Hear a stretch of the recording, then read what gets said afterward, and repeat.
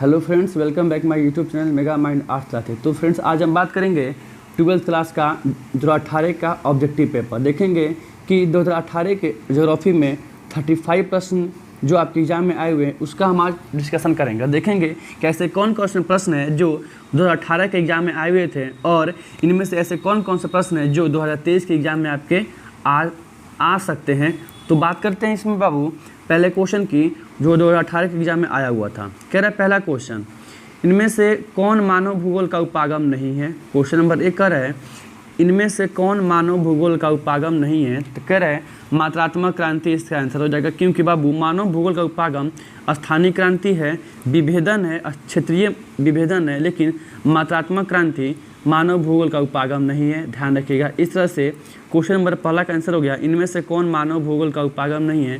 तो मात्रात्मक क्रांति मानव भूगोल का उपागम नहीं है। क्वेश्चन नंबर 2 करें नव निश्चयवाद संकल्पना का प्रतिपादन किसने किया था। सुन लीजिए, जब आपसे कहे नव निश्चयवाद या कहे रुको और जाओ का नियतिवाद, क्या बोले, रुको और जाओ का नियतिवाद का संकल्पना किसने दिया था, किसने इसको प्रतिपादित किया था, वो थे ऑस्ट्रेलिया के विद्वान ग्रिफिथ टेलर। इन्होंने नव निश्चयवाद की संकल्पना को प्रतिपादित किया था या उन्होंने इसको रुको और जाओ का नियतिवाद भी कहा। इस तरह से क्वेश्चन नंबर 2 का आंसर हो गया नव निश्चयवाद संकल्पना का प्रतिपादन ग्रिफिथ टेलर ने किया था। आगे देखते हैं क्वेश्चन नंबर 3। क्वेश्चन नंबर 3 कह रहे हैं निम्नलिखित में से कौन एक जन स्थानांतरण का अपकर्षक कारक नहीं है। देख लीजिए, प्रवास के 2 कारक होते हैं, एक होता है अपकर्षक, एक होता है प्रतिकर्षक। देख लीजिएगा, प्रतिकर्षक, ठीक है। अपकर्षक कारक उसे कहते हैं जिस कारक को देखकर मनुष्य, ठीक है, किसी शहर की ओर उसकी मतलब खामियों को देख के नहीं, उसकी सुख सुविधाओं, रहन सहन की अच्छी दशाएं, ठीक है, जहाँ शांति स्थायित्व हो, जहाँ अनुकूल जलवायु हो, इस सभी को देखते हुए जब मनुष्य अपने शहर को छोड़कर दूसरे शहर में जाता है तो इसको बोलते हैं अपकर्षक कारक। और यहाँ कह रहा है इनमें से कौन अपकर्षक कारक नहीं है। तो आप बताइए, जहाँ रहन सहन की निम्न दशा होगी वहाँ लोग रहना पसंद करेगा तो नहीं रहेगा। इसलिए जन स्थानांतरण का अपकर्षक कारक रहन सहन की निम्न दशा नहीं है। इसका पहला नंबर ऑप्शन हो जाएगा कि कौन एक जन स्थानांतरण का अपकर्षक कारक नहीं है। तो रहन सहन की निम्न दशा अपकर्षक कारक का एग्जाम्पल नहीं है।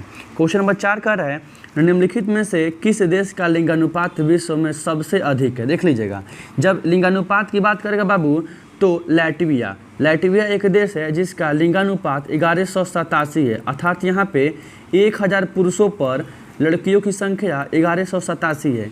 इस तरह से क्वेश्चन नंबर 4 का आंसर हो गया विश्व में सबसे अधिक लिंगानुपात वाला देश कौन है, लैटविया है। और वही सबसे कम पूछ दे तो संयुक्त अरब अमीरात है, UAE, ठीक है ना, ध्यान रखिएगा। क्वेश्चन ये 4 नंबर पूछा है 2 तरीका से। किस देश का लिंगानुपात विश्व में सबसे अधिक है, तो लैटविया, सबसे कम संयुक्त अरब अमीरात। चलिए अगला क्वेश्चन देखते हैं। Question number 5। क्वेश्चन नंबर 5 कर रहे हैं निम्नलिखित विद्वानों में से किसने मानव विकास सूचकांक निर्मित किया था। मतलब मानव विकास को मापने हेतु मानव विकास सूचकांक का प्रतिपादन या उसका निर्माण किसने किया था, तो वो थे डॉक्टर महबूब उल हक। ध्यान रखिएगा, क्वेश्चन ये तो पूछा ही है कि मानव विकास सूचकांक किसने निर्मित किया था।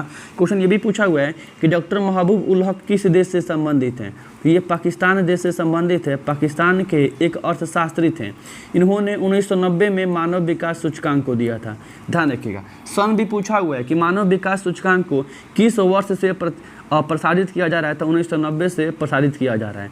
ध्यान रखिएगा, इसमें से क्वेश्चन ये भी बना हुआ है कि मानव विकास सूचकांक को कौन प्रकाशित करता है, तो बाबू मानव विकास सूचकांक को UNDP, United Nation Development Programme, ठीक है, संयुक्त राष्ट्र विकास कार्यक्रम हिंदी में उसको बोला जाता है UNDP। आप ध्यान रखें, इसका फुल फॉर्म एग्जाम में पूछा हुआ है, United Nation Development Programme. Hindi में बोले तो संयुक्त राष्ट्र विकास कार्यक्रम, इसके द्वारा प्रतिवर्ष प्रतिपादित किया जाता है। क्वेश्चन नंबर 5-6 देखते हैं। क्वेश्चन नंबर 6 कर रहे हैं निम्नलिखित में से कौन रोपड़ फसल है। देखिए, गेहूँ, कोको, मक्का, राई। देख लीजिए, राई को एक बार अगर ये फसल हो जाती है तो इसको काटने के बाद इसकी जुताई हो जाती है। मक्का की भी सेम वही हाल है, गेहूं की भी सेम वही हाल है। लेकिन कोको जैसे कहवा, जूट, पटसन, गन्ना, ये सारे रोपण फसल है। इसको एक बार फसल मतलब एक बार लगा देने के बाद इसके उत्पादन को 2-3 बार लोग काटता है। जैसे गन्ना लोग एक बार लगाता है तो लगभग लगातार 2 साल काटता है इसको, ठीक है ना। इस तरह से गन्ना भी एक रोपण फसल है और कोको भी एक रोपण फसल है। क्वेश्चन नंबर 7 है, इनमें से कौन सा प्रदेश विस्तृत वाणिज्य अनाज कृषि, देख लीजिए विस्तृत वाणिज्य अनाज कृषि का अर्थ हो गया व्यावसायिक कृषि के लिए उपयुक्त मानी जाती है, तो वो अमेजन बेसिन, क्या बोले अमेजन बेसिन व्यावसायिक अनाज कृषि या विस्तृत वाणिज्य अनाज कृषि के लिए उपयुक्त मानी जाती है। क्वेश्चन नंबर 8 कर रहे हैं, निम्नलिखित में से कौन कृषि आधारित उत्पाद नहीं है। चीनी बिल्कुल है, कॉफ़ी है, चाय है, लेकिन नमक का उत्पादन समुद्र के किनारे गड्ढे बनाकर उनमें पानी को रोककर वाष्पीकृत करके उस विधि से किया जाता है, इसलिए नमक कृषि आधारित उत्पाद नहीं है, लेकिन चीनी है, कॉफ़ी है, चाय है। ध्यान रखिएगा, कह रहे निम्नलिखित में से कौन कृषि आधारित उत्पाद नहीं है, तो नमक नहीं है, बाकी ये तीनों है। इस तरह से क्वेश्चन नंबर 8 का आंसर हो गया नमक। क्वेश्चन नंबर 9 कर रहे हैं, देखते हैं निम्नलिखित क्रियाकलापों में किसमें उच्च स्तरीय अन्वेषण शामिल किए जाते हैं। देख लीजिए, प्राथमिक क्रियाकलाप में कृषि, ठीक है, द्वितीयक में उद्योग धंधा, पंचम में आ गया मतलब एक तरह से कुलपति, ठीक है ना, लेकिन चतुर्थ में उच्च स्तरीय अन्वेषण शामिल किए जाते हैं। इस तरह से क्वेश्चन नंबर 9 का आंसर हो गया कि निम्नलिखित क्रियाकलापों में किसमें उच्च स्तरीय अन्वेषण शामिल किए जाते हैं, तो वो होगा चतुर्थ क्रियाकलाप। 9 का आंसर होगा चतुर्थ क्रियाकलाप। क्वेश्चन नंबर 10 है, बृहद ट्रंक मार्ग किससे संबंधित है, मतलब यह जो बृहद ट्रंक मार्ग ये जो है ये किससे संबंधित है बाबू, तो यह उत्तर अटलांटिक महासागर से संबंधित है। क्या बोले अभी हम, यह दक्षिण अटलांटिक मार्ग, 1 मिनट, इसका आंसर अटलांटिक मार्ग से, दक्षिण अटलांटिक मार्ग से, अटलांटिक मार्ग, हाँ देख लीजिए इसका आंसर होगा यह उत्तर अटलांटिक मार्ग से संबंधित है, ठीक है। ऊपर चला गया है, इस क्वेश्चन पूछा है बृहद ट्रंक मार्ग किससे बाबू संबंधित है, बाबू बृहद ट्रंक मार्ग किससे संबंधित है, तो बृहद ट्रंक मार्ग उत्तर अटलांटिक से संबंधित है, महासागर से संबंधित है। क्वेश्चन नंबर 11 का है, बिग इंच लाइन प्रवाहित करता है, मतलब बिग इंच लाइन जो पाइप परिवहन है, मतलब ये अमेरिका का एक पाइपलाइन परिवहन है। इससे क्या प्रवाहित होता है, इससे पेट्रोलियम प्रवाहित होता है। क्या बोले, इससे पेट्रोलियम प्रवाहित होता है, यह एक पाइपलाइन परिवहन है। क्वेश्चन पूछा हुआ है बिग इंच लाइन क्या है, तो एक पाइपलाइन परिवहन है। क्वेश्चन नंबर 12 है, सीवेज नहर किसको किससे जोड़ती है बाबू, ध्यान रखिए हमने पढ़ा दिया था, पनामा नहर और सीवेज नहर पढ़ाया था, बताया था। सीवेज नहर भूमध्य सागर को लाल सागर से जोड़ती है। क्या बोले, भूमध्य सागर को लाल सागर से जोड़ती है, और इस सीवेज नहर पर मिस्र देश का अधिकार है, ये भी हमने बता दिया था, ठीक है। इस तरह से क्वेश्चन नंबर 12 का आंसर हो गया सीवेज नहर किसको किससे जोड़ती है, तो भूमध्य सागर को लाल सागर से जोड़ती है। ध्यान किया, सीवेज नहर भूमध्य सागर को लाल सागर से जोड़ती है। क्वेश्चन नंबर 13 कह रहे हैं, निम्नलिखित आर्थिक क्रियाओं में कौन ग्रामीण अधिवासों से संबंधित है, मतलब इनमें कौन ऐसी क्रियाकलाप है जो गाँव के अधिवासों से, गाँव के लोगों से संबंधित है, तो प्राथमिक क्रियाकलाप। क्या बोले, प्राथमिक क्रियाकलाप। प्राथमिक क्रियाकलाप में लोग गाँव के व्यवसाय से, कृषि आदि से, पशुपालन आदि से संबंधित होते हैं। इस तरह से क्वेश्चन नंबर 13 का आंसर हो गया कि निम्नलिखित आर्थिक क्रियाओं में कौन ग्रामीण अधिवासों से संबंधित है, तो प्राथमिक क्रियाकलाप। चलिए आगे देखते हैं क्वेश्चन नंबर 14। क्वेश्चन नंबर 14 कर है, किस प्रकार की बस्ती सड़क, नदी और नहर के किनारे पाई जाती है, तो रेखीय बस्ती, मतलब रेखीय बस्ती सड़क, नदी और नहर के किनारे पाई जाती है। देखते हैं क्वेश्चन नंबर 15। क्वेश्चन नंबर 15 क्या कर रहा है, क्वेश्चन नंबर 15 कर रहा है, इनमें से कौन इथियोपिया की राजधानी है। देखिए अदिस अबाबा की राजधानी इथियोपिया है। चलिए आगे देखते हैं, जो यूरोप का देश है। अगला क्वेश्चन कर रहा है 16 नंबर, 2011 की जनगणना के अनुसार भारत के किस राज्य की जनसंख्या सबसे कम है। ध्यान रखिएगा, सबसे कम जनसंख्या सिक्किम के है, वही सबसे अधिक जनसंख्या यूपी के है, ठीक है, ध्यान रखिएगा। लेकिन जनसंख्या घनत्व, अगर वही बात करें जनसंख्या घनत्व तो सबसे अधिक किसका है, तो बिहार का है, और सबसे कम अरुणाचल प्रदेश का है, ठीक है ना, ध्यान रखिएगा। ये सारे क्वेश्चन एग्जाम में बने हुए हैं, 12th एग्जाम में क्वेश्चन। इस तरह से क्वेश्चन नंबर 16 का आंसर हो गया सिक्किम। क्वेश्चन नंबर 17 का है, 2011 की जनगणना के अनुसार बिहार में प्रति वर्ग किलोमीटर जनसंख्या घनत्व कितना है, मतलब 2011 में जो जनगणना हुई थी 10 वर्षों पर, उसमें बिहार का जनसंख्या घनत्व कितना था, तो 1106 व्यक्ति प्रति वर्ग किलोमीटर। ध्यान रखिएगा, और सबसे कम था अरुणाचल प्रदेश का 17 व्यक्ति प्रति वर्ग किलोमीटर। क्वेश्चन नंबर 18 का है, ध्वनि प्रदूषण के प्रमुख स्रोत कौन कौन से? सब कोई जानता है, उद्योग धंधा है, मोटर वाहन है, लाउड स्पीकर है, इनमें से सभी। इन तीनों से ध्वनि प्रदूषण होता है, इसलिए इसका 18 का आंसर इनमें से सभी होगा। क्वेश्चन नंबर 19 कर रहा है, भारत में सर्वाधिक संख्या में शरणार्थी कहाँ से हैं? सबको पता है कि भारत में सबसे अधिक शरणार्थी बांग्लादेश से हैं, जिसकी राजधानी ढाका है और यहाँ की मुद्रा टका है। क्वेश्चन पूछा है पॉलिटिकल साइंस में, बांग्लादेश एक अलग राष्ट्र कब बना? तो 1971 में बना, 6 दिसंबर 1971 को बना। ये भी क्वेश्चन पूछा हुआ है भूगोल में कि बांग्लादेश एक अलग देश कब बना, अलग राष्ट्र कब बना? 1971 में बना था। इस तरह से क्वेश्चन नंबर 19 का आंसर हो जाएगा, भारत में सर्वाधिक संख्या में शरणार्थी बांग्लादेश से आए थे। देखते हैं क्वेश्चन नंबर 20। क्वेश्चन नंबर 20 क्या कर रहा है? क्वेश्चन नंबर 20 कर रहा है, उत्तर दक्षिण गलियारा। देख लीजिए, ये एक परिवहन मार्ग है। क्या बोले? यह एक परिवहन मार्ग है जहाँ से, मतलब ये एक तरह से स्थल परिवहन है, यहाँ से गाड़ी उड़ी जाता है दो राज्यों के बीच, ठीक है, दो नगर के बीच। करें उत्तर दक्षिण गलियारा किसको किससे जोड़ता है? मतलब ये उत्तर दक्षिण जो गलियारा है, ये हमारा जो पूरा भारत है, ऐसे ऐसे इस पूरे भारत का ये जो उत्तर दक्षिण गलियारा है बाबू, यह श्रीनगर को कन्याकुमारी से जोड़ता है। मतलब जम्मू कश्मीर का जो श्रीनगर है, और मतलब यहाँ पे पड़ेगा आपका श्रीनगर, यहाँ पड़ेगा तमिलनाडु राज्य, ऐसे पूरब में ये जो है तमिलनाडु राज्य, ठीक है। तमिलनाडु राज्य के कन्याकुमारी से श्रीनगर को जोड़ता है, इसे कहते हैं उत्तर दक्षिण गलियारा। इस तरह से क्वेश्चन नंबर 20 का आंसर हो जाएगा, उत्तर दक्षिण गलियारा श्रीनगर को कन्याकुमारी से जोड़ता है। क्वेश्चन नंबर 21 का देख लेते हैं, निम्नलिखित राज्यों में किस में जवाहरलाल नेहरू समुद्री पतन स्थित है? मतलब वह कौन सा राज्य है जहाँ पे जवाहरलाल नेहरू समुद्री पतन या नवाहा सोहा, क्या बोले, नवाहा सोहा, जहाँ पे नवाहा सोहा समुद्री पतन है, तो वो बाबू महाराष्ट्र है।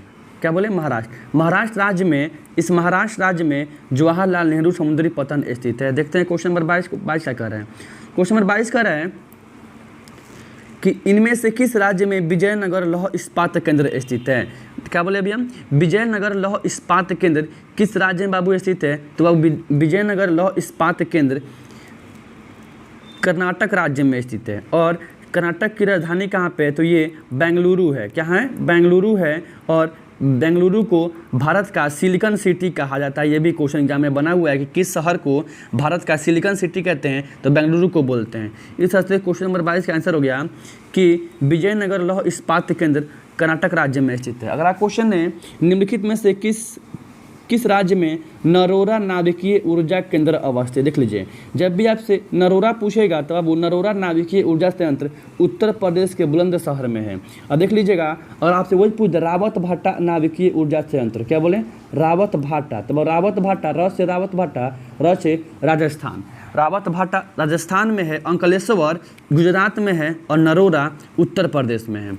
देखते हैं क्वेश्चन नंबर 23 क्या कर रहा है। क्वेश्चन नंबर 24 कर रहा है, निम्नलिखित राज्यों में किस में हीराकुंड परियोजना अवस्थित है? देख लीजिएगा, यह भारत की एक नदी घाटी परियोजना है जो उड़ीसा राज्य में स्थित है, और यह महानदी पर अवस्थित है। ये क्वेश्चन दरोगा तक एग्जाम में पूछ दिया है कि हीराकुंड परियोजना उड़ीसा राज्य के कौन सी नदी पर स्थित है बाबू?